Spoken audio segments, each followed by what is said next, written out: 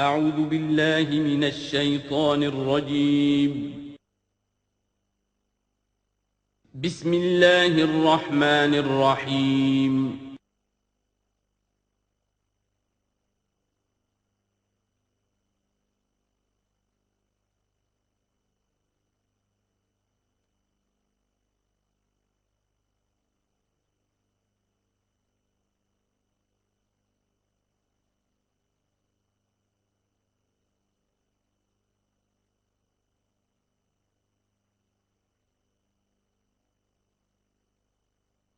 اعوذ باللہ من الشیطان الرجیم بسم اللہ الرحمن الرحیم ومن آیاتہ ان خلقکم من تراب ثم اذا انتم بشر تنتشرون ومن آیاتہ ان خلق لکم من انفسکم ازواجا لتسکنوا الیہا وجعل بینکم مودۃ ورحمۃ ان فی ذلک لآیات لقوم یتفکرون ومن آیاتہ خلق السماوات والارض واختلاف السنتکم والوانکم ان فی ذلک لآیات للعالمین صدق اللہ العظیم۔ سورہ نحل میں ہم نے دیکھا تھا کہ پہلے اللہ تعالیٰ کی خاص خلاقی کی علامات، اس کے خاص جو بھی اس نے تخلیق فرمایا ہے مختلف اعتبارات سے ان کی نشانیوں کا تذکرہ کر کے ان فی ذلک لآیہ، یہ ہم نے سورہ شعراء میں بھی دیکھا، لیکن وہ تاریخی اعتبار سے تھی نشانیاں، اور جو ہیں آفاقی انفسی آیات الہیہ ان کے حوالے سے سورۃ النحل میں یہاں مضمون وہی ہے، لیکن شروع میں کیا جا رہا ان من آیات ہی، بعد میں تذکرہ ہو رہا ہے اللہ تعالیٰ کی اس خلاقی یا خاص اس کی جو بھی رحمت کے مظاہر ہیں ان کا، اور اس کی آیات میں سے ہے کہ اس نے تمہیں پیدا کیا مٹی سے اور پھر تم انسان بن گئے ہو کہ جو زمین میں پھیلے ہوئے ہو۔ ومن آیات ہی، اس کی آیات ہی میں سے یہ ہے ان خلق لکم من انفسکم ازواجا، کہ تمہارے لیے تمہاری نوع ہی میں سے تمہاری بیویاں بنائیں، جوڑے بنائے، لتسکنوا الیہا، تاکہ تم ان کی طرف سکون پکڑو، وجعل بینکم مودۃ ورحمۃ، اور یہ کہ تمہارے مابین ایک دوسرے کے لیے محبت اور رحمت پیدا کر دی۔ ان فی ذلک لآیات لقوم یتفکرون، یقیناً اس میں آیات ہیں ان لوگوں کے لیے جو غور و فکر کریں۔ ومن آیاتہ خلق السماوات والارض، اور اس کی آیات میں سے ہے آسمان اور زمین کی تخلیق، واختلاف السنتکم والوانکم، اور تمہاری زبانوں اور تمہاری رنگوں کا فرق، کتنی بولیاں ہیں، کتنی زبانیں دنیا میں ہیں جو لوگ بولتے ہیں، کتنے مختلف رنگ ہیں لوگوں کے، بہت سے زرد روح ہیں، کوئی سرخ روح ہیں، کوئی سیاہ فام ہیں، مختلف لوگوں کو اللہ نے پیدا کیا ہے۔ تو یہ جو تخلیق میں تنوع ہے یہ بھی اللہ تعالیٰ کی خلاقی کی ایک بڑی علامت ہے۔ ان فی ذلک لآیات للعالمین، یقیناً اس میں ان لوگوں کے لیے کہ جو علم رکھتے ہوں نشانیاں ہیں، آیات ہیں۔ ومن آیاتہ منامکم باللیل والنہار، اور یہ بھی اس کی نشانیوں میں سے ہے، اس کی حکمت اور اس کے علم کی نشانیوں میں سے ہے تمہارا سونا، رات کے وقت بھی اور دن میں بھی، دن میں بھی قیلولہ انسان کرتا ہے اور رات کے وقت سونا ہے۔ وابتغاؤکم من فضلہ، اور یہ کہ پھر بقیہ اوقات میں جو تم اس کا فضل تلاش کرتے ہو، اس کے لیے بھاگ دوڑ کرتے ہو، محنت کرتے ہو، پھر تمہاری معاشی جد و جہد ہے۔ ان فی ذلک لآیات لقوم یسمعون، یقیناً اس میں نشانیاں ہیں ان لوگوں کے لیے جو سنتے ہیں، یعنی جو دل سے کے کانوں سے سنتے ہیں۔ ایک ہے حیوانوں کی طرح کا سننا، ایک ہے انسانوں کی طرح کا سننا، دل سے سننا۔ ومن آیاتہ یریکم البرق خوفا وطمعا، اور یہ بھی اس کی نشانیوں میں سے ہے کہ وہ تمہیں دکھاتا ہے بجلی، جب بجلی کونتی ہے تو خوف کے ساتھ بھی اور لالچ کے ساتھ بھی۔ خوف بھی ہوتا ہے کوئی طوفان نہ ہو کہ جس سے کوئی تباہی آ جائے، لیکن لالچ بھی ہوتا ہے کہ بارش آئے، باران رحمت آ جائے، تو خوف و طمعا۔ وینزل من السماء ماء، اور پھر برساتا ہے وہ آسمان سے پانی، فیحیی بہ الارض بعد موتہا، پھر زندہ کرتا ہے اس کے ذریعے سے، پانی کے ذریعے سے زمین کو اس کے مردہ ہو جانے کے بعد۔ ان فی ذلک لآیات لقوم یعقلون، یقیناً اس میں نشانیاں ہیں ان لوگوں کے لیے جو عقل سے کام لیں۔ ومن آیاتہ ان تقوم السماء والارض بامرہ، یہ بھی اس کی نشانیوں میں سے ہے، اس کی قدرت ہے کہ آسمان اور زمین اس کے حکم سے قائم ہے۔ یعنی یہ سارا جو اجرام سماویہ ہیں، یہ بڑے بڑے کرے ہیں، بڑے بڑے، آج جو ہمیں بتایا جاتا ہے کہ کتنے بڑے سائز کے، ہمارا سورج بیچارہ ان کے سامنے بہت ہی معمولی سی شے ہے، اتنے بڑے بڑے ستارے موجود ہیں، سٹارز موجود ہیں، ان سب کو اپنی اپنی جگہ پر اپنے اپنے مدار میں کس نے تھاما ہوا ہے؟ ثم اذا دعاکم دعوۃ من الارض، پھر جب وہ تمہیں پکارے گا، بس ایک ہی دفعہ کا پکارنا اس کا ہوگا، تم زمین سے اذا انتم تخرجون، تم نکل پڑو گے۔ یعنی اللہ تعالیٰ کی جو شان ہے یقول لہ کن فیکون، اسی طریقے سے اس وقت بھی اللہ کا بس ایک حکم کافی ہوگا۔ وَلَهُ مَن فِي السَّمَاوَاتِ وَالْأَرْضِ، اور جو کچھ بھی آسمان اور زمین میں ہے اسی کا ہے، اسی کی ملکیت ہے۔ كُلٌّ لَهُ قَانِتُونَ، سب اسی کے حکم کے تابع فرمان ہیں۔ وَهُوَ الَّذِي يَبْدَأُ الْخَلْقَ ثُمَّ يُعِيدُهُ، وہی ہے جو پہلے پیدا کرتا ہے، پہلی بار تخلیق فرماتا ہے، پھر اس کو دہراتا بھی ہے، یا دہرائے گا، تمہاری تخلیق دہرائے گا کہ دوبارہ تمہیں پیدا کرے گا۔ وَهُوَ أَهْوَنُ عَلَيْهِ، اور وہ اس پہ زیادہ آسان ہے، زیادہ ہلکا ہے۔ یہ بات پہلے بھی عرض کر چکا ہوں کہ قرآن یہ دلیل لاتا ہے کہ کسی بھی کام کو پہلی مرتبہ کرنا مشکل ہوتا ہے، دوسری مرتبہ کرنا آسان ہے۔ ایک مرتبہ کیا ہے، اس کی جو مشکلات ہیں اس کو اس نے حل کیا ہے، دیکھا ہے، یہ ہمارا تجربہ ہے۔ پہلی مرتبہ کوئی کام کرنا مشکل ہوتا ہے، دوسری مرتبہ وہی کام کرنا نسبتاً آسان ہے۔ لیکن تمہاری سوچ الٹی ہے، تم کہتے ہو اللہ کیسے پیدا کر دے گا دوبارہ؟ بھائی اس نے پیدا کیا تمہیں پہلے یا نہیں؟ یا تو یہ کہو کہ کوئی پیدا کرنے والا ہے ہی نہیں، وہ ایک علیحدہ بات ہو جائے گی۔ لیکن جیسا کہ آپ کو معلوم ہے کہ جو اہل عرب جو مخاطب اول تھے قرآن کے، وہ اللہ کے منکر نہیں تھے۔ ابھی ہم آیات پڑھ چکے ہیں، وَلَئِن سَأَلْتَهُم مَّن خَلَقَ السَّمَاوَاتِ وَالْأَرْضَ لَيَقُولُنَّ اللَّهُ، اگر آپ ان سے پوچھیں کہ کس نے پیدا کیا آسمان و زمین، فوراً کہیں گے کہ اللہ نے پیدا کی۔ وہ اللہ کو خالق مانتے تھے۔ تو اللہ نے تمہیں پہلی مرتبہ اگر پیدا کیا ہے تو پھر دوسری مرتبہ تمہارا پیدا کرنا اس کے لیے بھاری کیوں ہو؟ وَهُوَ أَهْوَنُ عَلَيْهِ، بلکہ جو بھی اصول ہے اس کے مطابق تو اسے اس کے لیے زیادہ آسان ہونا چاہیے، اور ہے بالفعل وہ اس کے لیے آسان ہے۔ وَلَهُ الْمَثَلُ الْأَعْلَىٰ، اور اس کی بڑی بلند شانیں ہیں۔ اصل میں مثال کا لفظ استعمال ہوا، مثلا ان کی مثال، لیکن اللہ تعالیٰ کے لیے چونکہ کوئی مثال کا لفظ بھی استعمال کرنا زیادہ موضوع ہماری سمجھ میں نہیں ہے، تو اس کو ترجمہ بہتر ہے کہ شان، اس کی بہت بلند شان ہے۔ وَلَهُ الْمَثَلُ الْأَعْلَىٰ فِي السَّمَاوَاتِ وَالْأَرْضِ، آسمانوں اور زمین میں۔ وَهُوَ الْعَزِيزُ الْحَكِيمُ، اور یقیناً وہ زبردست ہے، کمال حکمت والا۔ ضرب لکم مثلا من انفسکم، وہ تمہارے لیے تمہارے ہی جیوں میں سے، تمہاری اپنی سوچ جو ہے اس کے حوالے سے ایک مثال بیان کرتا ہے۔ هل لکم مما ملکت ایمانکم من شرکاء فیما رزقناکم فانتم فیہ سواء، کیا تمہارے لیے جو تمہارے ملک یمین ہیں، غلام ہیں، لونڈیاں ہیں، کیا وہ شریک بھی بن جاتے ہیں تمہارے اس چیز میں کہ جو ہم نے تمہیں رزق دیا ہے؟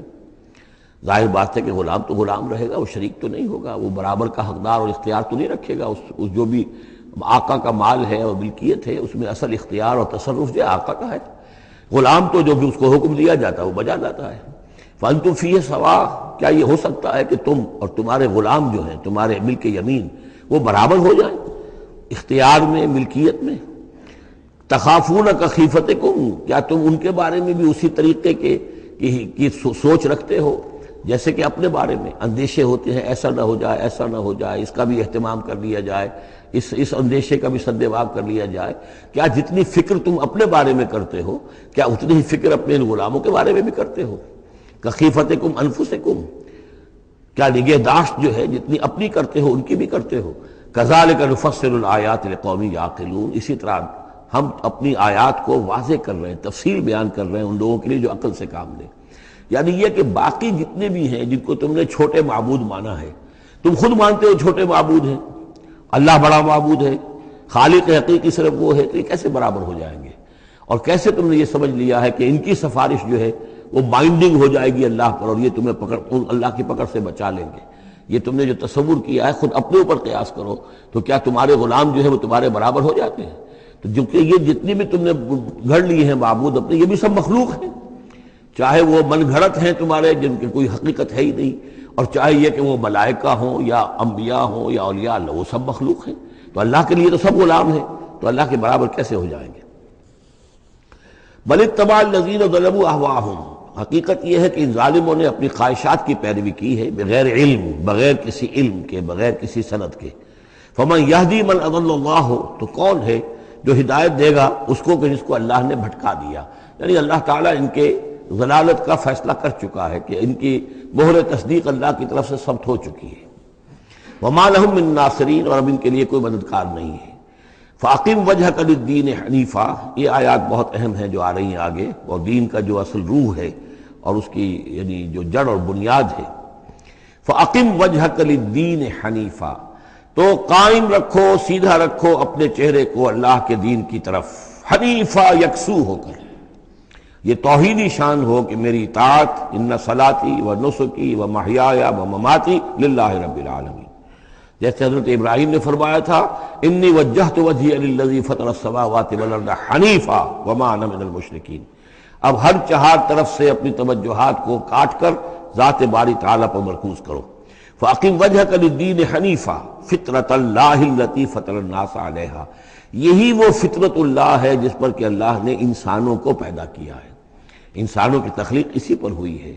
ہر بچہ جو ہے نسل انسانی کا وہ فطرت سلیمہ لے کر آتا ہے، بعد میں اس میں جو گڑبڑ ہوتی ہے اس کے ماحول کی وجہ سے، اس کے والدین جو بھی اس کو سکھا پڑھا دیتے ہیں، جیسا کہ حدیث ہے کل مولود یولد علی الفطرہ، ہر بچہ جو پیدا ہوتا ہے وہ فطرت پر پیدا ہوتا ہے، وہ فطرت اسلام ہے، وہ فطرت اللہ کے دین کی ہے، وہ فطرت اللہ ہے۔ فَأَبَوَاهُ يُهَوِّدَانِهِ أَوْ يُمَجِّسَانِهِ أَوْ يُنَصِّرَانِهِ، یہ تو پھر اس کے ماں باپ ہیں جو اسے یہودی یا نصرانی یا مجوسی بنا دیتے ہیں۔ تو یہاں فرمایا فطرت اللہ التي فطر الناس علیہا، لا تبدیل لخلق اللہ، اللہ کی خلق میں، اللہ کی تخلیق میں کوئی تبدیلی نہیں ہو سکتی۔ ذالک الدین القیم، بس یہی دین ہے قائم رہنے والا سیدھا دین۔ ولکن اکثر الناس لا یعلمون، لیکن اکثر لوگ علم نہیں رکھتے۔ منیبین الیہ، تو فاقم وجہک للدین حنیفا، اسی کے ساتھ کنٹینیوشن سمجھیے، منیبین الیہ، اور چونکہ پہلے واحد کے صیغے میں تھا تو حضور سے خطاب تھا، لیکن جیسا کہ میں نے آپ کو بتایا ہے کہ حضور سے خطاب بھی ہوتا ہے ان مکی صورتوں میں، تو گویا کہ امت سے ہو رہا ہے، تو یہاں وہ جمع کا صیغہ ہو گیا کہ اپنے چہرے اللہ کے دین کی طرف یکسو ہو کر سیدھے کر لو، منیبین الیہ، اسی کی طرف رجوع کرتے ہوئے، واتقوہ، اور اس سے ڈرو، واقیموا الصلاۃ ولا تکونوا من المشرکین، اور نماز قائم کرو، اور دیکھو مشرکین میں سے نہ ہونا، من الذین فرقوا دینہم، جنہوں نے اپنے دین کو پھاڑ ڈالا۔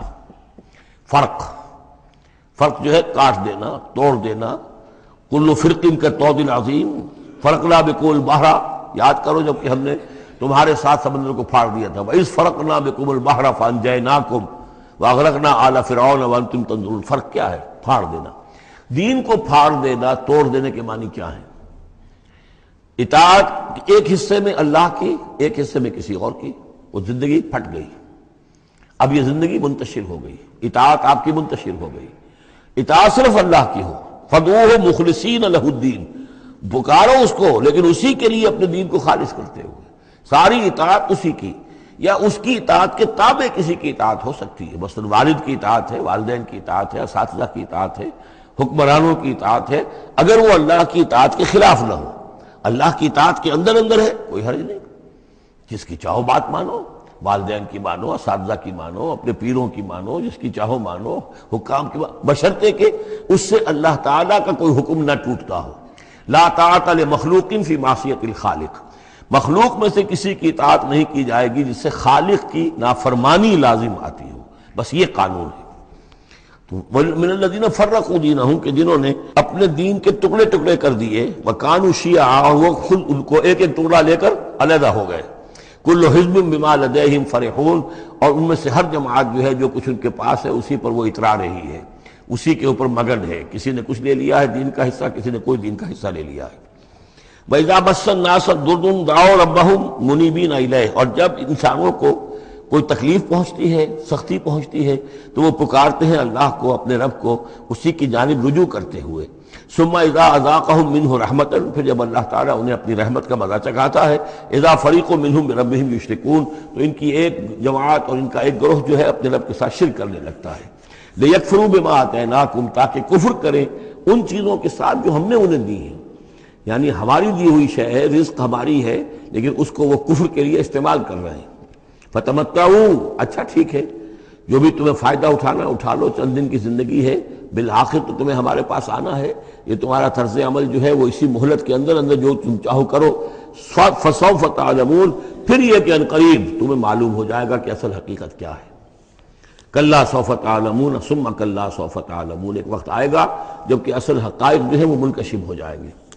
ام انزلنا علیہم سلطانا فہو یتکلم بما کانوا بہ یشرکون، کیا ہم نے ان کے اوپر کوئی ایسی سند اتاری ہے جو ان سے جو ان سے یہ کہہ رہی ہو اور ان چیزوں کی تصدیق کر رہی ہو کہ جن کے یہ شرک کر جس کو شریک کر رہے ہیں، یعنی کوئی آسمانی کتاب آئی ہو جس نے انہیں یہ بتایا ہو۔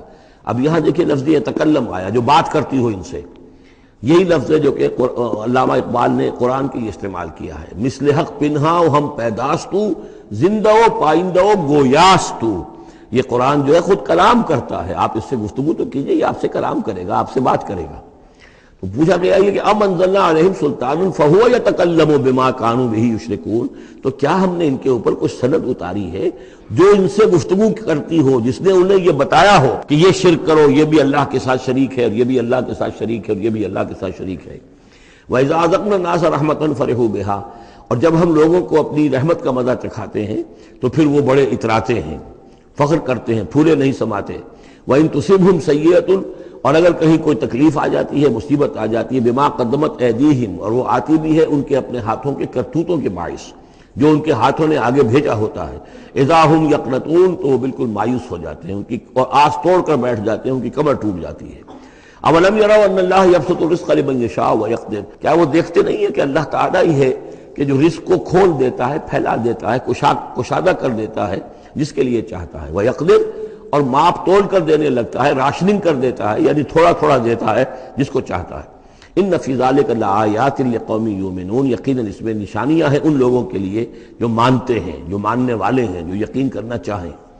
فآت ذی القربى حقہ، تو اپنے قرابت دار کو اس کا حق ادا کرو، والمسکین، اور مسکین کو بھی، وابن السبیل، اور مسافر کو بھی۔ ذالک خیر للذین یریدون وجہ اللہ، یہی بہتر روش ہے ان لوگوں کے حق میں جو اللہ کی رضا چاہتے ہیں، اللہ کا چہرے کے طالب ہیں۔ وَأُولَٰئِكَ هُمُ الْمُفْلِحُونَ، اور یقین یہی لوگ ہیں کہ جو فلاح پانے والے ہیں۔ وَمَا آتَيْتُم مِّن رِبًا لِيَرْبُوَ فِي أَمْوَالِ النَّاسِ، یہ آیت میں نے کوٹ کی تھی جب ہم سورہ بقرہ کی آیات پڑھ رہے تھے۔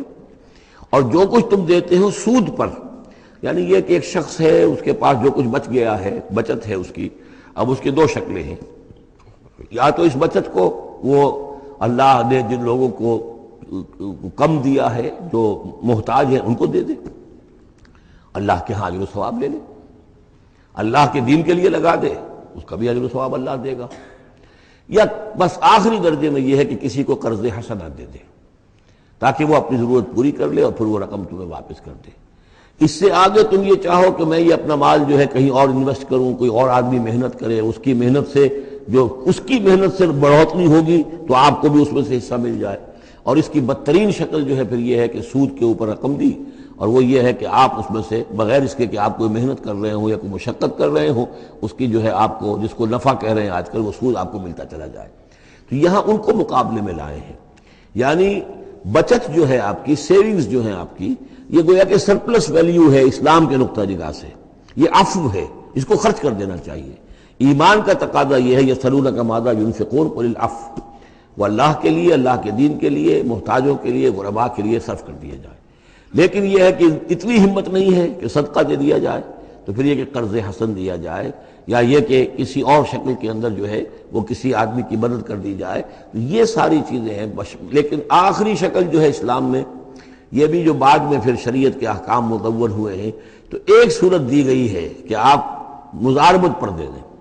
مزاربت یہ ہے کہ آپ کا وہ جو رقم ہے وہ کوئی اور شخص کام کرے گا، اگر تو کوئی نفع ہو جائے تو کچھ آپ بھی لے لیں اور کچھ وہ لے لیں، نقصان ہو جائے تو سارا نقصان آپ برداشت کریں گے، جس کے پاس وہ سرپلس منی تھی، اس کا کوئی تاوان جو ہے وہ جو عامل ہے اس کے اوپر نہیں آئے گا۔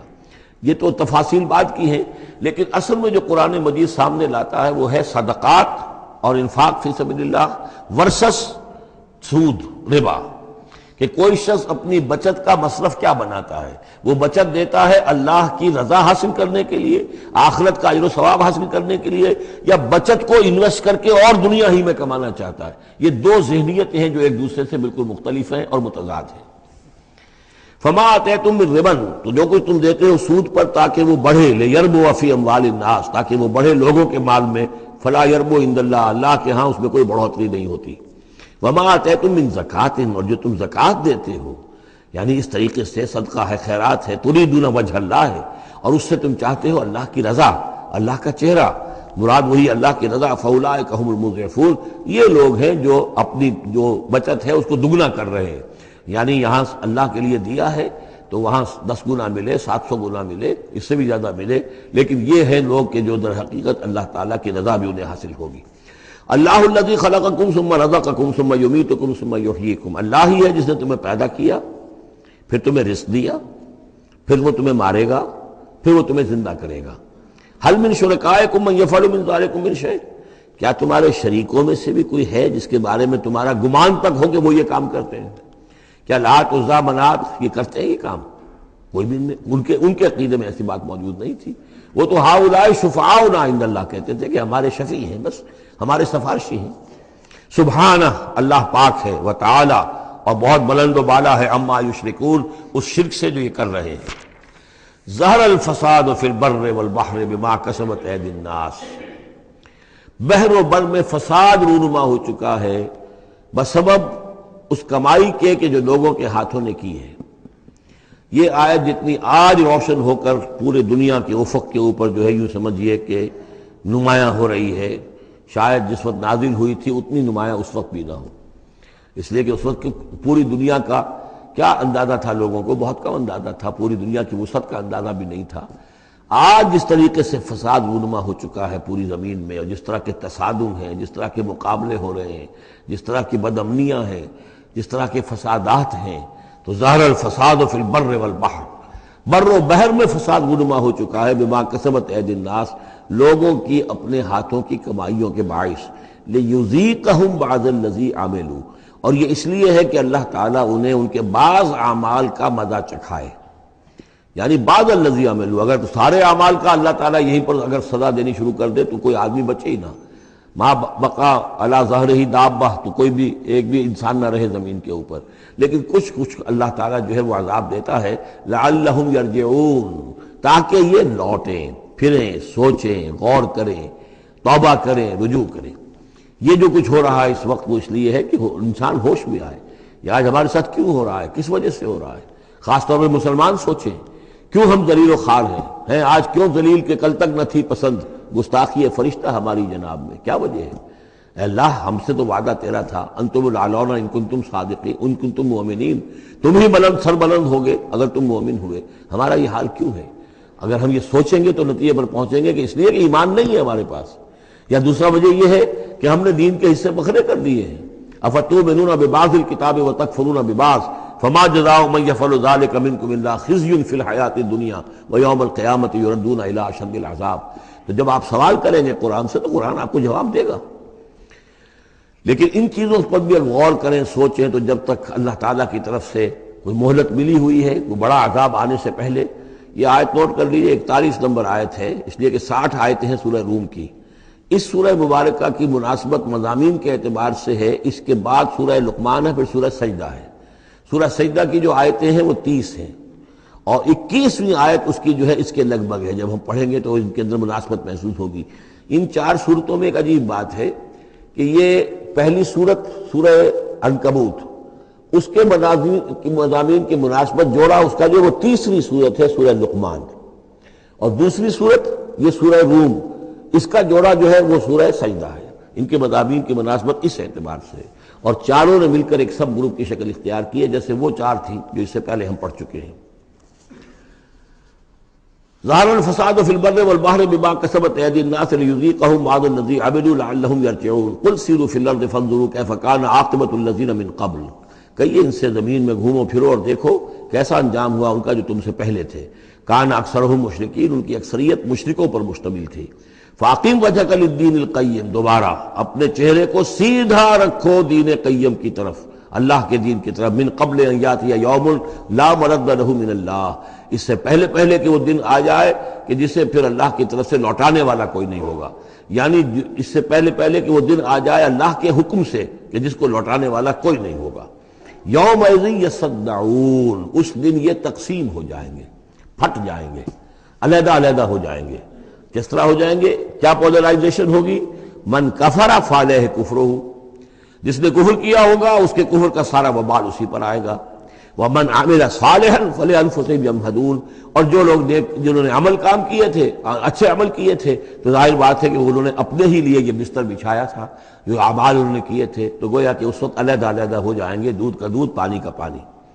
لیجزی الذین آمنوا وعملوا الصالحات من فضلہ، تاکہ اللہ تعالیٰ بدلہ دے اہل ایمان کو جنہوں نے نیک عمل کیے تھے اپنے فضل سے. انہ لا یحب الکافرین، یقیناً وہ کافروں کو پسند نہیں کرتا. ومن آیاتہ، اور اس کی نشانیوں میں سے یہ بھی ہے، ان یرسل الریاح مبشرات، کہ وہ بھیجتا ہے ہواؤں کو جو بشارت لے کر آتی ہیں. وَلِيُذِيقَكُم مِّن رَحْمَتِهِ، اور تاکہ پھر وہ اپنی رحمت سے تمہیں وہ حصہ دے، تمہیں مزہ چکھائے تو اپنی رحمت کا، یعنی باران رحمت کا. وَلِتَجْرِيَ الْفُلْكُ بِأَمْرِهِ، اور تاکہ سمندر کے اندر جو جہاز چلے اور کشتیاں چلیں وہ بھی اس کے حکم سے. وَلِتَبْتَغُوا مِن فَضْلِهِ، اور تاکہ ان کشتیوں پر سفر کر کے تم اللہ کا فضل تلاش کرو. وَلَعَلَّكُمْ تَشْكُرُونَ، اور تاکہ تم شکر کرو. وَلَقَدْ أَرْسَلْنَا مِن قَبْلِكَ رُسُلًا إِلَىٰ قَوْمِهِمْ، اور اے نبی آپ سے پہلے بھی ہم نے رسول بھیجے اپنی اپنی قوموں کی طرف. فَجَاءُوهُم بِالْبَيِّنَاتِ، تو وہ لے کر آئے ان کے پاس واضح نشانیاں، معجزات اور واضح تعلیمات. فَانْتَقَمْنَا مِنَ الَّذِينَ أَجْرَمُوا، پھر ہم نے انتقام لیا مجرموں سے. وَكَانَ حَقًّا عَلَيْنَا نَصْرُ الْمُؤْمِنِينَ، اور یہ تو ہمارے ذمے تھا کہ ہم اپنے اہل ایمان بندوں کی مدد کریں. یعنی یہی ہوا ہے، حضرت نوح اور ان کے ساتھی بچا لیے گئے، حضرت ہود اور ان کے ساتھی بچا لیے گئے، حضرت صالح اور ان کے ساتھی بچا لیے گئے. اللہ الذی یرسل الریاح فتثیر سحابا، اللہ ہی ہے کہ جو ہوائیں چلاتا ہے. فتثیر، پھر وہ ہوائیں جو ہیں اٹھاتی ہیں بادلوں کو. فیبسطہ فی السماء، پھر اللہ تعالیٰ ان بادلوں کو پھیلا دیتا ہے فضا کے اندر. کیف یشاء، جیسے بھی وہ چاہتا ہے. ویجعلہ کسفا، پھر ان کو کر دیتا ہے تہ بر تہ، یہ مضمون پہلے بھی آ چکا ہے. پھر ان کو تہ برتہ کرتا ہے.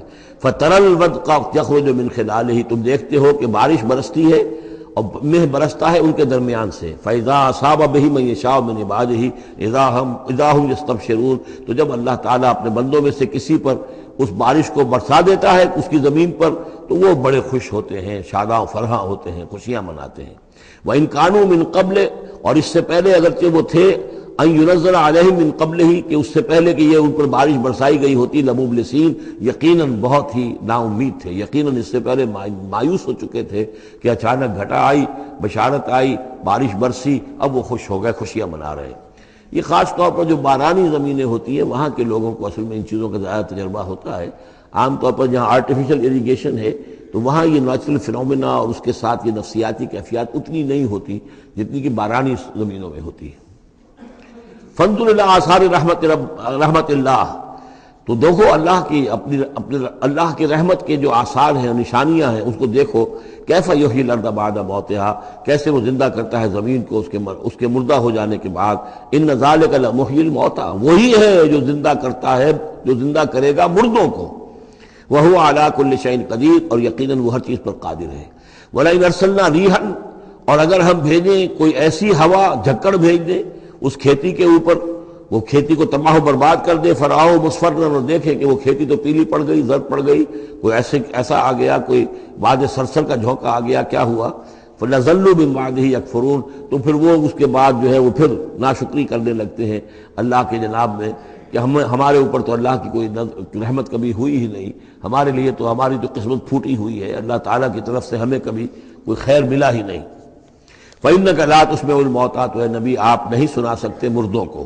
وَلَا تُسْمِعُ الصُّمَّ الدُّعَاءَ اذا ولوا مدبرین، نہ ہی آپ ایسے بہرے لوگوں کو سنا سکتے ہیں اپنی پکار اور اپنی دعوت کہ جو پیٹھ موڑ کر بھی چلے گئے ہوں.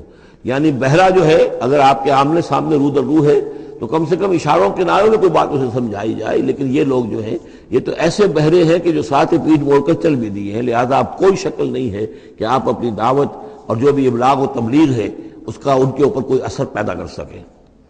وَمَا أَنْتَ بِهَادِ الْعُمْيِ عَنْ ضَلَالَتِهِمْ، اسی طرح آپ اندھوں کو ان کی گمراہی اور ان کی ضلالت سے، بھٹکنے سے آپ بچا نہیں سکتے، ہدایت نہیں دے سکتے. ان تسمعوا الا من یؤمن، آپ نہیں سنا سکتے مگر انہی کو جو مانتے ہیں بآیاتنا، ہماری آیات کو. فہم مسلمون، بس وہ ہماری فرما برداری اختیار کرتے ہیں. اللہ الذی خلقکم من ضعف، وہ اللہ ہی ہے جس نے تمہیں بنایا کمزوری سے، یعنی جب تم پیدا ہوتے ہو تو بہت کمزور ہوتے ہو. ثم جعل من بعد ضعف قوۃ، پھر تمہاری اس کمزوری کے بعد اللہ تعالیٰ تمہیں قوت عطا فرماتا ہے، جوانی آتی ہے، آدمی کڑیل جوان بنتا ہے. پھر اس کی ثم جعل من بعد قوت ضعفا، پھر قوت کے بعد پھر ضعف آ جاتا ہے. پھر یہ ادھیڑ عمر ہوئی اور قوا کے اندر جو ہے اضمحلال پیدا ہونا شروع ہوا، پھر بڑھاپا آ گیا. وشیبہ، اور پھر یہ کہ سفید بال ہو جاتے ہیں. یخلق ما یشاء، اللہ تعالیٰ پیدا کرتا ہے، تخلیق فرماتا ہے جو چاہتا ہے، وہو العلیم القدیر، اور یقیناً وہ سب کچھ جاننے والا اور ہر شے پر قدرت رکھنے والا ہے۔ وَيَوْمَ تَقُومُ السَّاعَةُ يُقْسِمُ الْمُجْرِمُونَ، اور جس دن قیامت قائم ہوگی قسمیں کھائیں گے یہ مجرم، ما لبثوا غیر ساعۃ، نہیں رہے وہ سوائے ایک گھنٹے کے، ایک گھڑی کے، بس ایک گھڑی رہے دنیا میں اور یا اس عالم برزخ میں، اس سے زیادہ نہیں۔ کذالک کانوا یؤفکون، جس طرح اس وقت ان کے جو ہے ہوش ٹھکانے نہیں ہوں گے، اسی طرح وہ دنیا میں بھی اچک لیے جاتے تھے، یعنی حقیقت کو نہیں سمجھتے تھے، حقیقت کو نہ تسلیم کرتے تھے نہ مانتے تھے۔ وقال الذین اوتوا العلم، اور کہیں گے وہ لوگ کہ جن کو کہ علم حاصل تھا، جو صاحب شعور تھے، والایمان، اور جن کو ایمان حاصل تھا، لقد لبثتم فی کتاب اللہ الی یوم البعث، اے بدبختو تم رہے ہو اللہ کے حساب اور اللہ کی کتاب کے مطابق یوم بعث تک۔ یہ سارا تم ایک گھنٹہ جسے کہہ رہے ہو یہ عالم برزخ تھا، بڑا طویل برزخ کا عالم تھا۔ اب ظاہر بات ہے جو انسان آج سے 5000 پہلے مر چکا ہے، 5000 برس تو اس کے برزخ میں پہلے گزر چکے ہیں، ابھی یہ کہ اور کتنا وقت آنا ہے، تو وہ کہیں گے اہل ایمان یہ تو اصل میں عالم برزخ کا وقفہ تھا۔ فہذا یوم البعث، اور اب جو تمہاری آنکھ کھلی ہے تو یہ ہے یوم بعث، یہ یوم قیامت ہے، یہ اٹھنے کا دن ہے۔ وَلَٰكِنَّكُمْ كُنتُمْ لَا تَعْلَمُونَ، لیکن یہ کہ تم علم نہیں رکھتے تھے، تم نے ان چیزوں کو نظر انداز کر دیا تھا، ان کے بارے میں غور کرنا ہی پسند نہیں کیا تھا۔ فَيَوْمَئِذٍ لَا يَنفَعُ الَّذِينَ ظَلَمُوا مَعْذِرَتُهُمْ، تو آج پھر جن لوگوں نے ظلم کیا، زیادتی کی، گناہ کی زندگی بسر کی، اب ان کو کوئی فائدہ نہیں پہنچائے گی ان کا معذرت کرنا، عذر تراشنا، بہانے بنانا اور معافیاں مانگنا کام نہیں آئے گا۔ وَلَا هُمْ يُسْتَعْتَبُونَ، نہ ہی انہیں یہ موقع دیا جائے گا کہ وہ توبہ کریں، اب وہ وقت گزر چکا۔ دنیا میں موقع تھا جب تک موت نہیں آئی تھی، معلم یغرغر، جب تک کہ موت کے آثار شروع نہیں ہوئے ان کے لیے توبہ کا موقع تھا، لیکن اب انہیں یہاں پر توبہ کا موقع نہیں دیا جائے گا، ان کی توبہ جو ہے اب قبول نہیں ہوگی۔ وَلَقَدْ ضَرَبْنَا لِلنَّاسِ فِي هَذَا الْقُرْآنِ مِنْ كُلِّ مَثَلٍ، ہم نے تو لوگوں کے لیے اس قرآن میں ہر طرح کی مثالیں بیان کر دیں، ہر انداز میں سمجھا دیا۔ ایک پھول کا مضمون ہو تو 100 رنگ سے باندھیں، ہم نے یہ ہر طریقے سے بات جو ہے واضح کر دی ہے۔ وَلَئِنْ جِئْتَهُمْ بِآيَةٍ، اور جب آپ ان کے پاس اگر آپ لے آئے ان کے پاس کوئی نشانی، لَيَقُولَنَّ الَّذِينَ كَفَرُوا إِنْ أَنْتُمْ إِلَّا مُبْطِلُونَ، تو یہی کہیں گے یہ لوگ کافر کہ نہیں ہوں مگر تم جھوٹ گھڑ رہے ہو، یہ جھوٹی باتیں ہیں، من گھڑت باتیں ہیں جو تم کر رہے ہو، یا یہ کہ تم نے کوئی جادو کر دیا ہے۔ كَذَلِكَ يَطْبَعُ اللَّهُ عَلَىٰ قُلُوبِ الَّذِينَ لَا يَعْلَمُونَ، اسی طرح اللہ مہر کر دیا کرتا ہے ان لوگوں کے دلوں پر جو علم نہیں رکھتے۔ فَاصْبِرْ، بس اے نبی صلی اللہ علیہ وسلم آپ صبر کیجئے۔ إِنَّ وَعْدَ اللَّهِ حَقٌّ، اور جیسا کہ میں نے عرض کیا یہ صرف حضور کے لیے نہیں ہے، حضور کی وساطت سے تمام مسلمانوں کو۔ تو اے نبی آپ اور اے اہل ایمان تم سب صبر کرو۔ ان وعد اللہ حق، اللہ کے وعدے پر یقین رکھو، اللہ کا وعدہ سچا ہے، اس کی مدد آئے گی، غلبہ دین کو ہوگا، حق کا ہوگا، لیکن یہ کہ اس کے ابھی بہرحال ابھی اس کے امتحان اور بھی ہیں، تمہارا امتحان تو لیا جائے گا۔ احسب الناس ان یترکوا ان یقولوا آمنا وهم لا یفتنون، پھر سورہ بقرہ کی آیت ذہن میں لائیے، وَلَنَبْلُوَنَّكُمْ بِشَيْءٍ مِّنَ الْخَوْفِ وَالْجُوعِ وَنَقْصٍ مِّنَ الْأَمْوَالِ وَالْأَنفُسِ وَالثَّمَرَاتِ، یہ اللہ امتحان تو لے گا، لیکن اللہ کے وعدے پر پختہ یقین رکھو۔ ان وعد اللہ حق وَلَا يَسْتَخِفَّنَّكَ الَّذِينَ لَا يُوقِنُونَ، اور دیکھنا کہیں وہ لوگ جو یقین نہیں رکھتے تمہیں ہلکا نہ کر دیں، یعنی تمہارے ان کا دباؤ جو ہے تم برداشت نہ کر سکو اور تم پیچھے ہٹ جاؤ، کوئی پسپائی اختیار کر لو۔ اس کے معنی کیا ہوئے؟ بڑے بودے نکلے، بڑے کمزور نکلے۔ دیکھنا کہیں ایسا نہ ہو کہ یہ تمہارے دشمن، یہ مشرک، یہ کافر جو دباؤ ڈال رہے ہیں، کہیں تمہارا بودا پن ظاہر ہو جائے اور وہ تمہیں ہلکا کر کے رکھ دیں۔ اس کی بجائے جمے رہو، ڈٹے رہو، کوئی ہمالیہ کی طرح کھڑے رہو، اور اللہ تعالیٰ کے دین کے لیے جو تن من دھن لگا رہے ہو اسی طریقے سے لگاتے رہو، بالآخر اللہ تعالیٰ تمہیں نجات دے گا، دنیا میں بھی آخرت میں بھی۔ سورۃ لقمان، بسم اللہ الرحمن الرحیم، الف لام میم، تلک آیات الکتاب الحکیم۔ اس سورہ مبارکہ کی ابتدائی آیات جو ہیں وہ سورہ بقرہ کی ابتدائی آیات سے بہت مشابہ بھی ہیں، اور دوسرے یہ کہ اس میں ایک لطیف فرق ہے، وہ ابھی آپ کے سامنے آ جائے گا۔ تلک آیات الکتاب الحکیم ھدی ورحمۃ للمحسنین الذین یقیمون الصلاۃ ویؤتون الزکاۃ وہم بالآخرۃ ھم یوقنون اولئک علی ھدی من ربہم واولئک ھم المفلحون۔ پانچویں آیت تو یہاں ہے وہی پانچویں آیت ٹھیک سورہ بقرہ کی ہے۔ اولئک علی ھدی من ربہم واولئک ھم المفلحون۔ پہلی آیت الف لام میم یہاں ہے، پہلی آیت الف لام میم سورہ بقرہ کی بھی ہے۔ نوٹ کیجئے کہ وہاں آیا تھا ھدی للمتقین، یہ تقوی والوں کے لیے جن میں کوئی حق کی طلب ہے، جو چاہتے ہیں نیک راستے پر چلنا، جن میں طلب ہدایت ہے، ان کے لیے ہدایت ہے۔ یہاں ایک لفظ کا اضافہ کیا، اگلی منزل چونکہ بیان ہو رہی ہے، ھدی و رحمتا للمحسنین، یہ جو بلند ترین منزل ہے، جو احسان کے مقام تک پہنچ جائیں، ان کے حق میں یہ صرف ہدایت ہے، ہدایت نہیں رحمت بھی ہے۔ تو یہاں تقابل اگر کریں گے، الف لام میم ذالک الکتاب لا ریب فیہ ھدی للمتقین، یہاں فرمایا تلک آیات الکتاب الحکیم، یہ ایک بڑی حکمت بڑی کتاب کی آیات ہیں، اور یہ ہدایت ہے اور رحمت ہے محسنین کے حق میں۔ اور یہ محسنین جو ہے قرآن کی اصطلاح کے طور پر، جیسا کہ میں بیان کر چکا ہوں سورہ مائدہ میں، کہ یہ پہلا درجہ ہے اسلام، اس سے اوپر ایمان، اس سے اوپر احسان۔ اذا ما اتقوا وآمنوا وعملوا الصالحات ثم اتقوا وآمنوا ثم اتقوا واحسنوا واللہ یحب المحسنین، ان کے حق میں یہ قرآن رحمت ہے۔ الذین، اب ان کے یہ اوصاف ہیں جو نماز قائم رکھتے ہیں، ویؤتون الزکوٰۃ، وہاں ہے ومما رزقناہم ینفقون، یہاں باقاعدہ لفظ زکوٰۃ آ گیا، وہ زکوٰۃ دیتے رہتے ہیں، یا یہ کہ اپنے تزکیے کے لیے مسلسل کوشاں رہتے ہیں۔ وہم بالآخرۃ ہم یوقنون، اور آخرت پر ان کا پورا یقین ہے۔ اصل شے جو ہے جو انسان کے عمل اور کردار پر اثر انداز ہوتی ہے، وہ ایمان بالآخرہ ہے۔ اولئک علی ھدی من ربہم، یہ لوگ ہیں ہدایت پر اپنے رب کی جانب سے، واولئک ھم المفلحون، اور یہی ہے فلاح پانے والے۔ وَمِنَ النَّاسِ مَن يَشْتَرِي لَهْوَ الْحَدِيثِ لِيُضِلَّ عَن سَبِيلِ اللَّهِ بِغَيْرِ عِلْمٍ، لوگوں میں سے کچھ ایسے بھی ہیں کہ جو کھیل کی باتیں خریدتے ہیں، کھیل کود، اور تاکہ لوگوں کی توجہ ادھر ہو جائے۔ اور یہ باقاعدہ کیا ہے نضر بن حارث، جو رؤسائے قریش میں سے تھا، اور اس شخص کا معاملہ یہ تھا کہ یہ حضور کے شدید ترین مخالفین میں سے تھا۔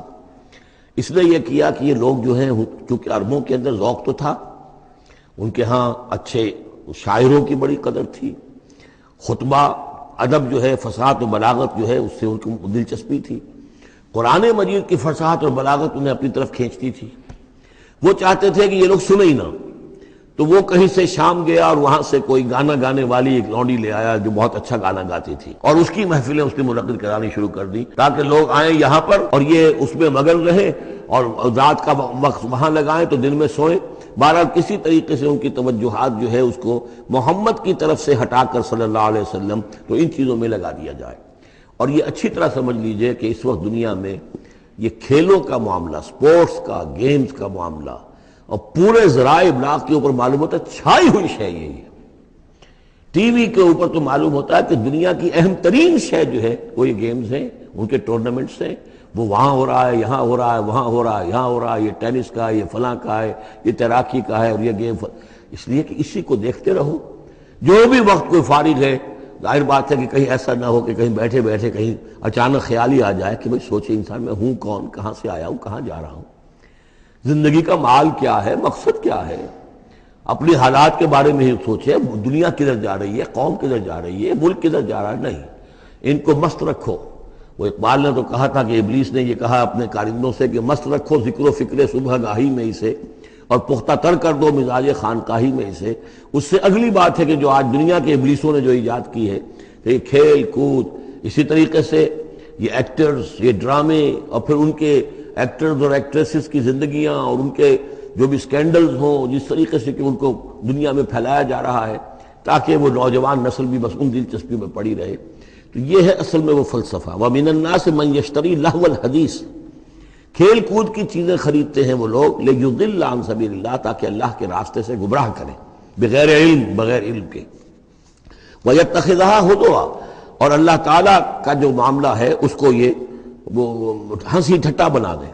اولئک لہم عذاب مہین، یہ وہ لوگ ہیں کہ جن کے لیے اہانت آمیز عذاب ہے۔ وَإِذَا تُتْلَىٰ عَلَيْهِ آيَاتُنَا وَلَّىٰ مُسْتَكْبِرًا، اور جب اسے سنائی جاتی ہیں ہماری آیات تو وہ واللہ اپنی قبر پیٹھ موڑ کر چل دیتا ہے، مستکبرن، استکبار کرتے ہوئے، کأن لم یسمعھا، جیسے کہ اس نے سنی ہی نہیں، کأن فی اذنیہ وقرا، گویا کہ اس کے کانوں میں کوئی ثقل ہے، بوجھ ہے، اس نے سنا ہی نہیں کیا محمد نے سنایا ہے۔ فبشرہ بعذاب علیم، یہ سارا جو ہے یہ اس نضر بن حارث کے لیے یہ آیات نازل ہوئی ہیں۔ تو اے نبی اس شخص کو دردناک عذاب کا آپ کی بشارت دے دیجیے۔ ان الذین آمنوا وعملوا الصالحات لہم جنات النعیم، یقیناً وہ لوگ جو ایمان لائے اور جنہوں نے نیک عمل کیے ان کے لیے نعمتوں بھرے باغات ہیں، خالدین فیہا، جس میں وہ ہمیشہ ہمیشہ رہیں گے۔ وعد اللہ حقا، یہ اللہ کا وعدہ ہے جو سچا ہے، پختہ ہے، اٹل ہے، حتمی ہے، یقینی ہے۔ وہو العزیز الحکیم، اور وہ زبردست ہے، حکمت والا۔ خلق السماوات بغیر عمد ترونہا، اس نے آسمان بنا دیے بغیر ستونوں کے جو تمہیں نظر آتے ہوں۔ وَأَلْقَى فِي الْأَرْضِ رَوَاسِيَ أَن تَمِيدَ بِكُمْ، اور اس نے زمین میں ایسے لنگر ڈال دیے ہیں کہ تمہیں لے کر ایک طرف کو لڑک نہ جائے، جھک نہ جائے۔ وَبَثَّ فِيهَا مِن كُلِّ دَابَّةٍ، اور اس میں ہر طرح کے جانور جو ہے پھیلا دیے ہیں۔ وَأَنزَلْنَا مِنَ السَّمَاءِ مَاءً، اور اس نے اتارا ہے آسمان سے پانی۔ فَأَنبَتْنَا فِيهَا مِن كُلِّ زَوْجٍ كَرِيمٍ، اور اس میں ہر طرح کے جو ہے جوڑے نباتات کے اس نے پیدا کر دیے ہیں، ہر طرح کے۔ آپ کو معلوم ہے کہ ان کی بھی فیملیز ہوتی ہیں، یہ سٹرس فیملی ہے اور یہ فلاں فیملی ہے، اس طریقے سے اللہ تعالیٰ نے ان کے بھی خاندان بنائے ہوئے۔ ھذا خلق اللہ فارونی ماذا خلق الذین من دونہ، یہ تو ہے اللہ کی تخلیق، تم بھی مانتے ہو کہ اللہ نے بنایا، پھر ذرا مجھے دکھاؤ کیا چیز بنائی ہے انہوں نے جو اس کے سوا معبود تم نے بنا لیے ہیں۔ بل الظالمون فی ضلال مبین، ظاہر ہے کہ ایسے ان کے عقیدے میں بھی یہ بات نہیں تھی۔ یہ دوسری بات ہے کہ وہ متوجہ نہیں ہوتے تھے، جو کچھ کر رہے ہیں اس کا کبھی تجزیہ نہیں کرتے تھے، لیکن یہ ہے کہ یہ ظالم جو ہے یہ کھلی گمراہی میں پڑے ہوئے ہیں۔ اب جو دوسرا رکوع آ رہا ہے سورہ مبارکہ کا، یہ ہمارے اس منتخب نصاب کا ایک اہم درس ہے، اور یہ منتخب نصاب کا پہلا حصہ ہے جو جامع اسباق، سورۃ العصر، پھر آیت البر، تیسرا سبق یہ ہے، اس لیے کہ اس میں بھی وہ انسان کی نجات کے لیے جو چیزیں لازم ہیں وہ سب کی سب ان کا ایک اسکیلیٹن سمجھیے، اس کا جو ہے ایک خاکہ جو ہے، بلو پرنٹ اس کے اندر بھی آ گیا ہے۔ اور یہ اصل میں ایک ایسے شخص کی مثال ہے جو نہ خود نبی تھے نہ کسی نبی کے پیروکار تھے، لیکن وہی جو بات میں نے بارہا آپ سے عرض کی ہے کہ سلیم الطبع انسان، سلیم الفطرت انسان، اور سلیم العقل انسان، فطرت کج نہ ہوئی ہو، پرورٹڈ نہ ہو، اور انسان کی عقل جو ہے اس کے اوپر پردے نہ پڑ گئے ہوں، تو انسان کچھ حقائق تک خود پہنچ جائے گا چاہے کسی نبی کی دعوت اس تک نہ پہنچی ہو۔ وہ مقام کیا ہے کہ وہ پہچان لے گا کہ اس کائنات کا ایک خالق ہے، وہ اکیلا ہے، وہی اس کا مدبر ہے، وہی چلا رہا ہے، وہ تمام صفات کمال سے بتمام کمال متصف ہے۔ پھر یہ کہ اس نے جو ہمیں پیدا کیا ہے تو زندگی صرف یہ زندگی نہیں ہے بلکہ کوئی اور زندگی بھی ہوگی، اس کے پاس لوٹنا بھی ہوگا، ہم اس کی طرف جائیں گے اور پھر ہمیں اپنے اعمال کا محاسبہ وہاں پر فیس کرنا ہوگا اور جزا و سزا ہوگی۔ یہاں تک انسان پہنچ سکتا ہے، یعنی ایمان ابھی نہ کہیے، ایمان تو تصدیق کو کہتے ہیں، ایمان کا لفظ تو ہوتا ہے جبکہ نبی کی دعوت کی تصدیق کی جائے تو لفظ ایمان ہے، لیکن یوں سمجھیے کہ معرفت یا حکمت، معرفت اور حکمت کے یہ دو سٹیشنز ایسے ہیں کہ جس تک انسان پہنچ جاتا ہے بغیر وحی کی رہنمائی کے، اگر اس کی فطرت سلیم ہے، اس کی عقل سلیم ہے۔ اس کے بعد وہ سوال کرتا ہے، یہی میں نے سورہ فاتحہ میں آپ کو بتایا تھا کہ سورہ فاتحہ دعا ہے، لیکن کس شخص کی دعا ہے؟ عام آدمی کی دعا نہیں ہے، وہ ہمیں تلقین تو کی گئی ہے، نماز میں ہم وہی پڑھتے ہیں، لیکن اس میں پیش نظر کیا ہے کہ ایک شخص جو اپنی سلامتی طبع، سلامتی فطرت، سلامتی عقل سے یہاں تک تو پہنچ گیا کہ الحمدللہ رب العالمین الرحمن الرحیم مالک یوم الدین ایاک نعبد، یہاں تک تو وہ پہنچ گیا ہے۔ اے رب پھر تیری ہی بندگی کرنی چاہیے، تیری ہی مرضی پر چلنا چاہیے، لیکن تیری مرضی کس شے میں ہے یہ ہمیں معلوم نہیں، تو کس چیز سے راضی ہوتا ہے، کس سے ناراض ہوتا ہے یہ ہمیں معلوم نہیں، تیری بندگی کیسے کریں یہ ہمیں معلوم نہیں۔ تو اس سے آگے پھر ہے وہ جو اہدنا الصراط المستقیم، ایاک نعبد و ایاک نستعین اہدنا الصراط المستقیم۔ تو ایسی ایک شخصیت تھی حضرت لقمان کی، جہاں تک روایات ہیں ان سے معلوم ہوتا ہے کہ یہ حبشی النسل تھے۔ نوبیا ایک جگہ ہے کہ جو سوڈان اور یوں سمجھیے کہ مصر کے تقریباً درمیان یا سرحد پر ہے، وہاں یہ رہتے تھے اور کارپینٹر تھے، لیکن یہ کہ اللہ تعالیٰ ذہانت جس کو بھی چاہے دے دے، لیکن ان کے اندر اللہ تعالیٰ نے وہ ذہانت بھی دی تھی، اور وہ سلامتی فکر، سلامتی عقل، سلامتی فطرت، سلامتی قلب، اس کے نتیجے میں وہ اس چیز تک پہنچ گئے تھے، توحید تک، اور اس کے ساتھ ہی یہ ہے کہ اعمال انسان کے جو ہیں وہ ضائع جانے والے نہیں ہیں، ان کا کوئی نہ کوئی بدلہ مل کر رہے گا۔ باقی یہ کہ جو چیزیں وہی سے معلوم ہوتی ہیں، جنت دوزخ، وہ تو ان کے تذکرہ نہیں ملے گا اس کے اندر، جو چیزیں، اور کسی رسول کا تذکرہ بھی نہیں ملے گا، اس لیے کہ وہ کسی رسول کے امتی ہوتے تو تذکرہ کرتے۔ یہاں انہوں نے جو اپنی ایک حکیم اور دانا انسان نے اپنے ساری عمر کے سوچ کا جو لب لباب ہے، خلاصہ ہے، حاصل ہے، وہ اپنے بیٹے کو اپنے انتقال کے وقت وصیت کی شکل میں منتقل کیا ہے، اور اس کو اللہ تعالیٰ نے قرآن میں نقل کر دیا، کیونکہ ان کے اقوال کوٹ کیے جاتے تھے. جیسے ہم وہ تقریر کرتے ہیں تو کبھی علامہ اقبال کا حوالہ دیتے ہیں، ان کا شعر کوٹ کر دیتے ہیں، کبھی کسی اور کا. تو یہ بھی اصل میں عرب میں خطباء اور شعراء جانتے تھے کہ یہ لقمان جو ہیں یہ بہت ہی حکیم اور دانا انسان تھے، اور ان کے اقوال جو ہے کوٹ کیے جاتے تھے اشعار میں بھی اور خطبات میں بھی.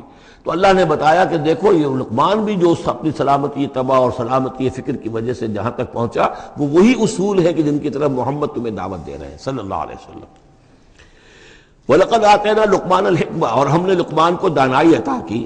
دانائی کا نتیجہ کیا تھا؟ انشکر للہ، کہ شکر کرو اللہ کا. دانائی کا تقاضا، فطرت کی سلامتی کا تقاضا کیا ہے؟ جو بھی آپ کے ساتھ بھلائی کرے اس کے لیے ایک احسان مندی کے جذبات آپ میں پیدا ہونے چاہیے. اگر نہیں ہو رہا ہے تو فطرت جو ہے پرورٹڈ ہے، بس ہو گئی. جو بھی بھلائی کرے. اور عقل کا تقاضا کیا ہے کہ اصل جو ہے منعم اس کو پہچان لیا جائے، اور وہ اللہ ہے. تو نتیجہ کیا نکلے گا؟ وہ سلامتی طبع جمع سلامتی عقل، تو اللہ کو پہچان لیا جائے اور کہا جائے الحمدللہ، جہاں سے قرآن مجید شروع ہوتا ہے. انشکر للہ، کہ شکر کرو اللہ کا.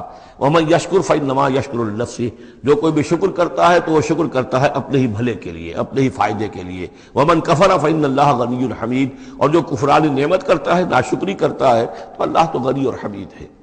وَإِذْ قَالَ لُقْمَانُ لِابْنِهِ، اب یہاں سے حضرت لقمان کی وہ نصیحتیں ہیں جو انہوں نے اپنے بیٹے کو کی ہیں، یہاں مذکور نہیں ہے، لیکن مراد یہی ہے کہ انتقال کے وقت.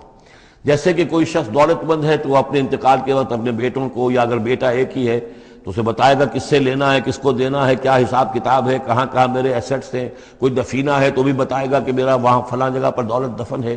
ایک حکیم انسان کے پاس اصل شے اس کی ساری عمر کے غور و فکر کا جو حاصل ہے کہ میں نے جو کچھ سوچا ہے، میں نے جو کچھ بھی حاصل کیا ہے اپنی فطرت سلیمہ اور عقل سلیم کی رہنمائی میں، وہ میں تمہیں منتقل کر رہا ہوں. وَإِذْ قَالَ لُقْمَانُ لِابْنِهِ وَهُوَ يَعِظُهُ، یاد کرو جب کہ کہا لقمان نے اپنے بیٹے سے اور وہ اسے نصیحت کر رہے تھے. یا بنی لا تشرک باللہ، نمبر ایک، اللہ کے ساتھ شرک مت کیجو. ان الشرک لظلم عظیم، یقیناً شرک بہت بڑا ظلم ہے، بہت بڑا ظلم ہے، سب سے بڑی ناانصافی. عربی زبان میں ظلم کہتے ہیں وضع الشیء فی غیر محلہ، کسی شے کو ہٹا کر اس کے اصل مقام سے ہٹا کر کہیں اور رکھ دینا، یہ ظلم ہے. اللہ خالق ہے تنہا، باقی سب مخلوق ہے. اب آپ نے مخلوق میں سے کسی کو اللہ کے برابر کر دیا، یا اللہ کو کسی اعتبار سے گرا کر مخلوق کے سب میں لا کے کھڑا کر دیا، تو اس سے بڑا شرک، اس سے بڑی ظلم، اس سے بڑی ناانصافی، اس سے بڑا ظلم کوئی نہیں. وَإِذْ قَالَ لُقْمَانُ لِابْنِهِ وَهُوَ يَعِظُهُ يَا بُنَيَّ لَا تُشْرِكْ بِاللَّهِ إِنَّ الشِّرْكَ لَظُلْمٌ عَظِيمٌ. اور اس کے بعد فوراً ہی اللہ تعالیٰ نے اپنی طرف سے ایک بات ایڈ کی ہے. یہ چوتھا مقام آ گیا ہے کہ جہاں اللہ کے حق کے فوراً بعد والدین کا حق. ظاہر بات ہے کہ حضرت لقمان کو یہ بات کچھ یعنی مناسب نہیں معلوم ہوئی کہ وہ اپنا حق بھی بیان کریں، لہذا اس کی تکمیل کر دی ہے اللہ تعالیٰ نے. وَوَصَّيْنَا الْإِنسَانَ بِوَالِدَيْهِ، اور ہم نے وصیت کی انسان کو اس کے والدین کے بارے میں، اور والدین میں سے بھی خاص طور پر والدہ، اس لیے کہ زیادہ مشقت وہ جھیلتی ہے، زیادہ تکلیفیں بچوں کی پرورش میں ماں کو برداشت کرنی پڑتی ہیں. وَوَصَّيْنَا الْإِنسَانَ بِوَالِدَيْهِ حَمَلَتْهُ أُمُّهُ وَهْنًا عَلَى وَهْنٍ، اسے اٹھائے رکھا، وہ جو حمل ہے اس کے اپنے جسم کے اندر اٹھائے رکھا اس نے اس کو، وہنن علی وہنن، کمزوری پر کمزوری جھیل کر. وفصالہ فی عامین، پھر اس کا دودھ چھڑانا ہوا 2 سال میں سے. پھر یہ کہ پہلے 9 مہینے تو جونک کی طرح اس کے جسم کے اندر خون چوستا رہا، اور اس کے بعد پھر جو ہے دودھ اس کا جو ہے پیا ہے، تو وہ بھی اس کی توانائیاں اور اس کی قوت ہی ہے کہ جو دودھ کی شکل میں اس کے لیے غذا بنی ہے. انشکر لی ولوالدیک، کہ شکر کرو میرا اور اپنے والدین کا، الی المصیر، اور میری طرف تم کو لوٹ کر آنا ہے. اب دیکھیے جیسے میں نے وہاں عرض کیا تھا کہ سورہ عنکبوت میں اور اس میں بڑی مناسبت ہے ان دو میں، وہ مضمون اب یہاں بھی آ رہا ہے کہ اگر یہ 2 حق ٹکرا جائیں، ایک حق اللہ کا ہے شرک نہ کیا جائے، ایک حق والدین کے ساتھ حسن سلوک ہے، اب یہ ٹکرا گئے، والدین کہہ رہے ہیں شرک کرو، اب کیا کریں؟ وَإِن جَاهَدَاكَ عَلَىٰ أَن تُشْرِكَ بِي مَا لَيْسَ لَكَ بِهِ عِلْمٌ، اگر وہ تم سے جہاد کریں، تم پر دباؤ ڈالیں، تم سے لڑیں، تم سے جھگڑیں، اور تمہیں مجبور کریں کہ تم شریک کرو اور شرک کرو میرے ساتھ ایسی چیز کا کہ جس کا تمہارے پاس کوئی علم نہیں ہے، فَلَا تُطِعْهُمَا، تم کا کہنا مت مانو. وہاں پر بھی یہ مضمون آ چکا، یہاں دوبارہ آ گیا کہ ان کے حقوق ایک حد تک ہیں، اس سے آگے بڑھ کر وہ اللہ کے حقوق پر ڈاکہ ڈالنے لگے. بازی بازی بارش بابا ہم بازی. ان کے حقوق اللہ کے حقوق کے برابر نہیں ہو سکتے، ان کے حقوق اللہ کے حقوق سے فائق نہیں ہو سکتے، اس کے نیچے نیچے ہیں. تو شرک نہیں. البتہ یہاں یہ ذہن میں رکھیے کہ شرک صرف بت پرستی کو نہیں کہتے. لا تشرک، شرک کی کوئی قسم بھی ہو. اب اللہ کے کسی ایک حکم کو اگر والدین کہتے توڑو، اس کا کیا مطلب ہے؟ یہ شرک کا حکم دے رہے ہیں. اس لیے کہ آپ نے والدین کے کہنے پر اللہ کے حکم کی خلاف ورزی کی، اس کا مطلب ہے کہ آپ نے مطاع اور معبود والدین کو بنا لیا. نفس کے کہنے پر آپ حرام کے اندر منہ مار رہے ہیں تو آپ کا جو حرام جو دولت ہے وہ آپ کا معبود ہے، اور آپ کا نفس آپ کا معبود ہے. ارأیت من اتخذ الہہ ہواہ، کیا تم نے دیکھا اس شخص کو جس نے اپنی خواہش نفس کو اپنا معبود بنا لیا؟ تو شرک کا مفہوم جو ہے اس کا پورا وسیع مفہوم، اور جیسا کہ اس سے پہلے بھی تذکرہ ہو چکا ہے، اس پر الحمدللہ کہ میں نے تقریباً 20 سال پرانی بات ہے یہ، کہ میں نے اقسام حقیقت و اقسام شرک پر 6 گھنٹے کے کیسٹس جو ہیں میرے وہ ریکارڈڈ ہیں اور موجود ہیں. تو اس حوالے سے اس کو یہ نہیں سمجھنا چاہیے کہ شرک سے مراد صرف بت پرستی ہے. وَإِن جَاهَدَاكَ عَلَىٰ أَن تُشْرِكَ بِي مَا لَيْسَ لَكَ بِهِ عِلْمٌ فَلَا تُطِعْهُمَا. لیکن دیکھیے یہ ہے اللہ تعالیٰ کی تعلیم، اس کے اندر کیا توازن ہے. اس کا یہ مطلب نہیں ہے کہ والدین کے سارے حقوق ہی ساقط ہو گئے. اگر والدین مشرک ہیں، تمہیں شرک کرنے کا حکم دے رہے ہیں تو ان کا یہ حکم تو نہیں مانو گے، لیکن ان کے ساتھ حسن سلوک پھر بھی کرنا ہے.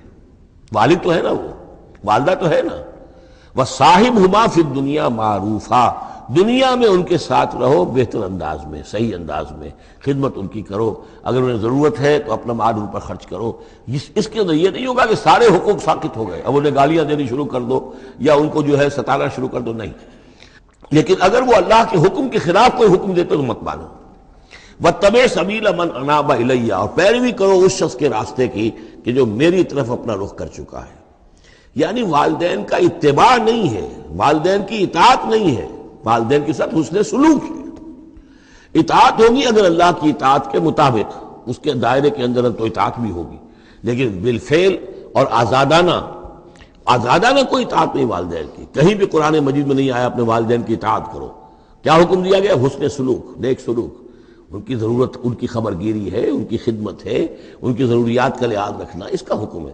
باقی پیروی کرو اس شخص کی جس نے اپنا رخ میری طرف کر لیا ہے، وہ کوئی بھی ہے. پہلے انبیاء ہوتے تھے، انبیاء کی پیروی کرو. اب انبیاء نہیں ہیں، انبیاء کے خادم ہیں. انبیاء کی امتوں میں جو شخص بھی اٹھا ہے دین کی دعوت لے کر، جس نے اپنا رخ کر لیا ہے، جس نے کہا میں چل رہا ہوں اللہ کے راستے میں، کون میرا ساتھی بنتا ہے، تو پیروی کرو اس کی. وَاتَّبِعْ سَبِيلَ مَنْ أَنَابَ إِلَيَّ، پیروی کرو اس شخص کے راستے کی جس نے اپنا رخ میری طرف کر لیا ہے. ثُمَّ إِلَيَّ مَرْجِعُكُمْ، پھر میری ہی طرف تم سب کا لوٹنا ہے. والدین بھی یہی آ جائیں گے میرے پاس، تم بھی آ جاؤ گے. فَأُنَبِّئُكُم بِمَا كُنتُمْ تَعْمَلُونَ، پھر میں تمہیں جتلا دوں گا جو کچھ کہ تم کرتے رہے تھے. اب یہاں بیچ میں جو آگے اللہ کی طرف سے آگے آئی، حضرت لقمان کی نصیحت صرف ابھی ایک آئی تھی، یا بنی لا تشرک باللہ ان الشرک لظلم عظیم، اے میرے بچے شرک مت کرنا اللہ کے ساتھ، اس لیے کہ شرک جو ہے بہت بڑا ظلم ہے، بہت بڑی ناانصافی ہے. دوسری وصیت ان کی کیا ہے؟ یا بنی انہا ان تک مثقال حبۃ من خردل فتکن فی صخرۃ او فی السماوات او فی الارض یأت بها اللہ ان اللہ لطیف خبیر. اے میرے بچے عمل، خواہ وہ نیکی کا ہو خواہ بدی کا ہو، انہا، ہا کی ضمیر ہے عمل کی طرف. عمل خواہ ایک رائی کے دانے کے ہم وزن ہو. اب یہ سب سے چھوٹی چیز، رائی کا دانہ، فتیلہ، نقیرہ، یہ 3 چیزیں آتی ہیں قرآن مجید میں عام طور پر چھوٹی شے کے لیے. لا یظلمون فتیلہ، لا یظلمون نقیرہ، اور یہ کہ رائی کا دانہ بہت چھوٹا. تو چاہے وہ نیکی یا بدی ہو، رائی کے دانے کے ہم وزن.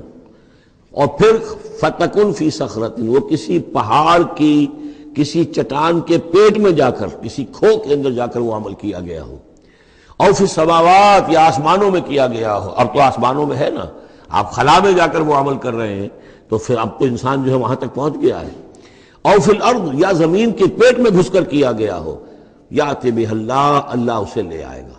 یعنی انسانی اعمال، انسان اشرف المخلوقات ہے، اور انسانی اعمال ایسی گھٹیا چیز نہیں ہے کہ ایسے ضائع کر دے اللہ، چاہے وہ نیکی ہے چاہے بدی.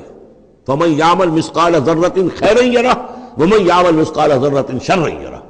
لیکن عمل ضائع نہیں ہوگا، چاہے وہ رائی کے دانے کے برابر ہو، پھر چاہے وہ کسی چٹان میں گھس کر کیا گیا ہو، کسی پہاڑ کی کھو میں کیا گیا ہو، چاہے وہ خلا اور فضا کی پہنائیوں میں کیا گیا ہو، چاہے وہ زمین کے اندر سرنگ کھود کر کیا گیا ہو، یات بہ اللہ ان اللہ لطیف خبیر، یقیناً اللہ تعالیٰ باریک بین ہے، باخبر ہے۔ اب دو چیزیں آ گئیں، اللہ کے ساتھ شرک نہیں، اور اعمال کے بارے میں دیکھ لو، نیکی اور بدی کے نتائج نکل کر رہیں گے۔ اس سے آگے باعث بعد الموت کا یہاں تذکرہ نہیں ہے، اس سے بعد جنت اور دوزخ کا، اس لیے کہ یہ چیزیں معلوم ہوتی ہیں پھر نبی کے بتانے سے۔ اصولی طور پر جو چیز حکمت سے انسان جہاں تک پہنچ سکتا ہے وہ دو ہے، ایک خالق اور اس کے ساتھ شرک نہ ہو، اور نمبر دو اس اعمال انسانی ان کا ضرور بدلہ ملے گا۔ اب اس کے بعد تیسری بات، یا بنی اقم الصلاۃ، نماز قائم رکھو، یعنی جس اللہ کو تم نے پہچان لیا ہے، اب محض ایک مرتبہ پہچان لینا کافی نہیں ہوگا، اسے یاد رکھنا ضروری ہے، ورنہ شیطان تمہیں ورغلائے گا، تمہیں ادھر ادھر سے جو ہے تمہارا نفس تمہیں غلط راستے پر ڈال دے گا، جب تک کہ یہ ایمان باللہ مستحضر نہ رہے ذہن کے اندر۔ اور ایمان باللہ کو مستحضر رکھنے کے لیے ذکر ہے جو ہم پڑھ چکے ہیں، اتل ما اوحی الیک من الکتاب واقم الصلاۃ ان الصلاۃ تنہی عن الفحشاء والمنکر۔ لہذا اب نماز کون سی تھی وہ ہم نہیں جانتے، لیکن کوئی ذریعہ ایسا ہونا چاہیے کہ تم اللہ کو یاد کیا کرو۔ یا بنی اقم الصلاۃ، اور نمبر 4 وَأَمُرْ بِالْمَعْرُوفِ وَانْهَ عَنِ الْمُنْکَرِ، اور نیکی کا حکم دو اور بدی سے روکو۔ یہ بھی تمہاری ذمہ داریوں میں سے ہے، یہ بھی انسان کی، یوں سمجھیے کہ اس کی انسانیت، اس کی شرافت، اس کی مروت کا تقاضا ہے کہ وہ اپنے جو ابنائے نو ہیں، جو بھی انسان ہیں، ان کی بھلائی کے لیے کوشاں ہوں، اور سب سے بڑی بھلائی ان کی، سب سے بڑی خدمت یہی ہے کہ انہیں برائیوں سے روکا جائے اور بھلائیوں کی دعوت دی جائے۔ وَاصْبِرْ عَلَىٰ مَا أَصَابَكَ، اور یہ بھی جان لو کہ اگر یہ امر بالمعروف و نہی عن المنکر کرو گے تو تکلیفیں آئیں گی، مصیبت آئیں گی۔ پسند تو کسی کو نہیں ہے کہ آپ اس پر تنقید کریں۔ اگر آپ کسی بچے کو بھی سڑک پر کھیل رہا ہو، گلی میں کھیل رہا ہو، اگر آپ اس سے کہہ دیں کہ بیٹے یہ کوئی کرکٹ کھیلنے کی جگہ نہیں ہے، کسی کی گاڑی کا شیشہ توڑو گے تم، تو آپ دیکھ لیجئے پھر کیا آپ کا وہ اس کو کیا جواب دے گا آپ کو۔ اسی لیے آپ بولتے ہی نہیں ہیں کہ اپنی عزت لے کر وہاں سے نکل جائیں۔ تو کسی کو بھی نصیحت پسند نہیں ہے، حق کڑوا ہے، لہذا آپ اگر حق کہنا ہے اور نصیحت کرنی ہے تو پھر تیار رہو کہ وہ ممکن ہے تمہیں پلٹ کر گالی دے دے، وہ کہے کہ تم پہلے ذرا اپنے دامن کو دیکھو تمہارے کتنے دھبے ہیں۔ اب جو بھی ہو برداشت کرو، اور اگر کوئی بڑی بات ہے، اگر فرعون کے سامنے جا کر حق کہو گے تو وہ تو کہے گا کہ میں تمہیں جیل میں ڈالوں گا۔ تو اس طریقے سے یہ وَاصْبِرْ عَلَىٰ مَا أَصَابَكَ، پھر جو شے بھی تم پر آئے اس پر صبر کرو، إِنَّ ذَلِكَ مِنْ عَزْمِ الْأُمُورِ، یقیناً یہ چیزیں ہیں جو بڑی ہمت کے کاموں میں سے۔ گویا کہ وہ چاروں چیزیں اس میں آ گئیں، وَالْعَصْرِ إِنَّ الْإِنسَانَ لَفِي خُسْرٍ إِلَّا الَّذِينَ آمَنُوا وَعَمِلُوا الصَّالِحَاتِ وَتَوَاصَوْا بِالْحَقِّ وَتَوَاصَوْا بِالصَّبْرِ۔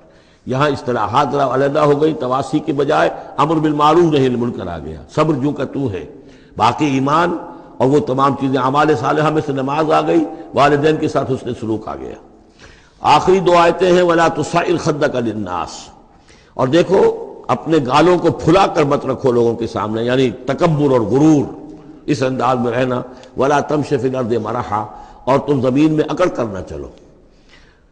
ان اللہ لا يحب كل مختال فخور، یقیناً اللہ تعالیٰ کو جو اکڑنے والے ہیں، اور یہ مختال بنا ہے خیل سے، خیل کہتے ہیں گھوڑے کو، گھوڑے کی چال میں ایک تمکنت ہوتی ہے، تو جب انسان بھی بڑی تمکنت کے ساتھ چلتا ہے تو وہ گویا کہ اختیال بن گیا۔ لا يحب كل مختال فخور، شیخی خورے، فخر کرنے والے، اکڑنے والے اللہ کو پسند نہیں ہے۔ یہ مضمون سورہ بنی اسرائیل میں بھی آ چکا ہے۔ وَلَا تَمْشِ فِي الْأَرْضِ مَرَحًا إِنَّكَ لَن تَخْرِقَ الْأَرْضَ وَلَن تَبْلُغَ الْجِبَالَ طُولًا، تم کتنا ہی پاؤں مار کر چلو ہماری زمین کو پھاڑ نہیں سکتے، اور کتنی گردن اکڑا لو، اونچے ہو جاؤ، سینہ تان لو اور اوپر ترا بھی چڑھا لو، لیکن یہ کہ تم پہاڑوں کی اونچائی تک نہیں پہنچ سکتے۔ آخری بات فرمائی وَاقْصِدْ فِي مَشْيِكَ، اپنی چال میں میانہ روی اختیار کرو۔ یہ میانہ روی ہر اعتبار سے، چال میں بھی، خرچ میں بھی، والذین اذا انفقوا لم یسرفوا ولم یقتروا وکان بین ذلک قواما، یہ ایک میچور شخصیت کا کہ اس کے اندر ہر اعتبار سے معلوم توازن ہو، انتہا پسندی کسی بھی اعتبار سے نہ ہو۔ واقصد فی مشیک واغضض من صوتک، اور اپنی آواز کو پست رکھو۔ اس کا مطلب کیا ہے کہ کہیں کوئی آرگومنٹ ہے کہ جھگڑا ہو گیا ہے تو آواز کو بلند کرنے کی کوشش نہ کرو، بات اپنی کرو۔ عام طور پر یہ ہوتا ہے کہ جب آدمی دیکھتا ہے کہ میری دلیل تو کمزور پڑ گئی تو پھر وہ اپنی آواز کی والیوم بڑھا کر کوشش کرتا ہے کہ کمپنسیٹ کرے کہ دلیل عقلی اعتبار سے تو کمزور ہے لیکن میری آواز جو ہے وہ اس کے اندر وزن پیدا کر دے۔ وَلَا وَاغْضُضْ مِن صَوْتِكَ، اور دیکھو ان انکر الاصوات لصوت الحمیر، آواز جو گدھے کی ہوتی ہے وہ ڈھیچو ڈھیچو جب کرتا ہے تو بلند تو وہ بہت ہوتی ہے، لیکن کس قدر ناپسندیدہ آواز ہے، کتنی ناپسندیدہ آواز ہے۔ تو آواز کی بلندی کوئی حسن نہیں ہے، اصل تو یہ شے ہے کہ آپ جو بات کہیں وہ وزنی ہو، وہ دلیل کے ساتھ ہو، اور وہ آپ اپنی بات کو منوا سکیں اس کے حوالے سے۔ تو یہ ہے 8 آیات پر مشتمل جو رکوع ہے، یہ دوسرا رکوع سورہ مبارکہ کا، یہ ہمارے اس منتخب نصاب کا تیسرا سبق ہے۔ بارک اللہ لی و لکم فی القرآن العظیم ونفعنی وإیاکم بالآیات والذکر الحکیم۔